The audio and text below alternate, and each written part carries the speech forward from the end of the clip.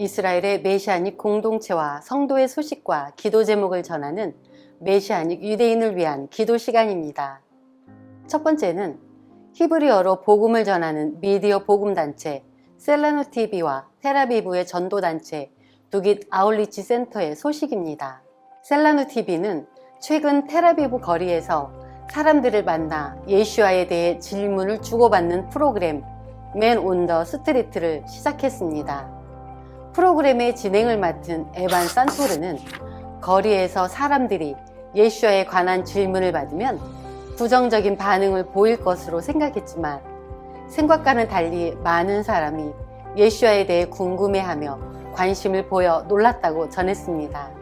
어떤 사람들은 촬영이 끝난 후에도 예수와에 대해 물어봤으며 그럴 때면 그 자리에서 성경을 펼쳐 예수와가 메시아임을 알려주고 있다고 합니다. 그렇게 촬영 중 복음을 접한 한 여성은 그 자리에서 예수와를 메시아로 받아들이며 회개와 영접 기도를 하기도 했습니다.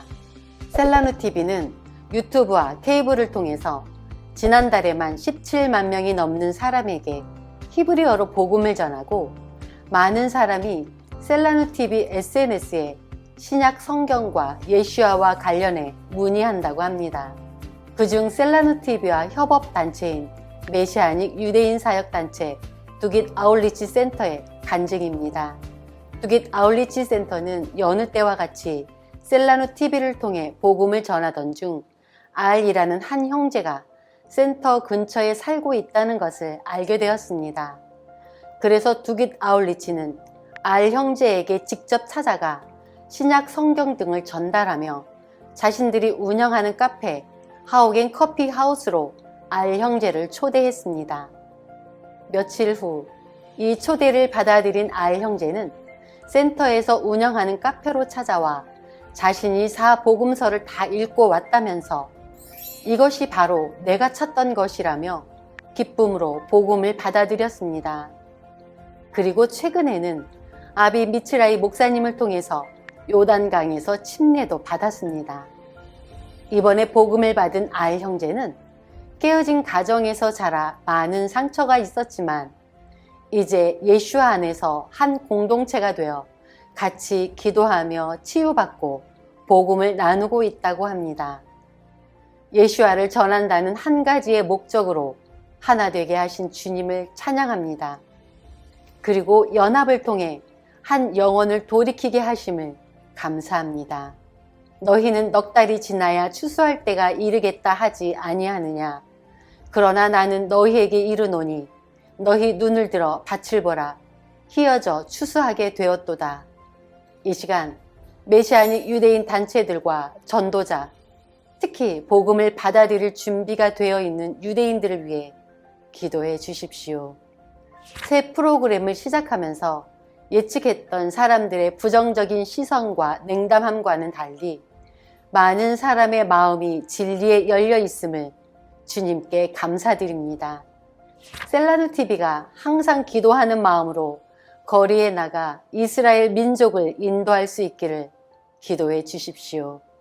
또한 진행자의 입술에 지혜를 주셔서 목마른 자에게 진리가 닿을 수 있기를 기도해 주십시오.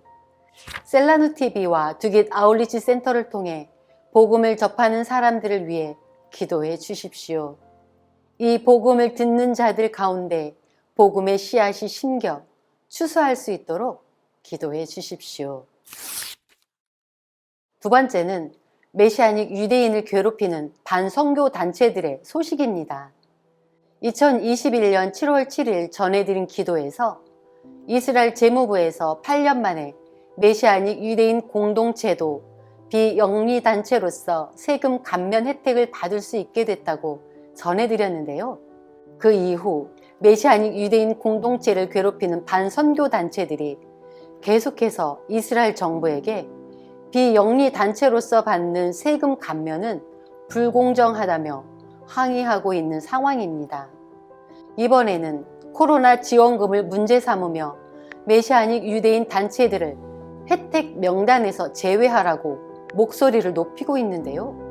특히 베냐민 네타냐후와 결탁되어 있는 유대교 토라 연합의 당수인 모셰 가프니는 만약에 네타냐후 정부가 다시 정권을 잡게 되면 메시아닉 유대인 단체가 받은 혜택에 대해서 강력히 규제할 것이다 라며 엄포를 놓은 상황입니다.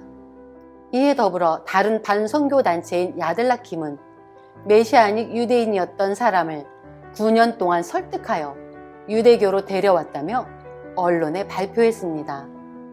다시 유대교로 돌아간 이 남성은 어린 시절 예시바와 같은 유대교 시설에서 공부했지만 성장하면서 기독교 선교사들에 의해 유대교를 떠나 메시아닉 유대인이 되었다고 했는데요. 야들라킴은 9년에 걸친 끈질긴 노력과 다양한 신학적 질문을 통해서 다른 메시아닉 유대인들의 말은 거짓말이며 속임수라는 것을 남성에게 전했습니다. 거기에 덧붙여서 기독교 선교사들에 대해 거짓 선동과 비방을 했는데요.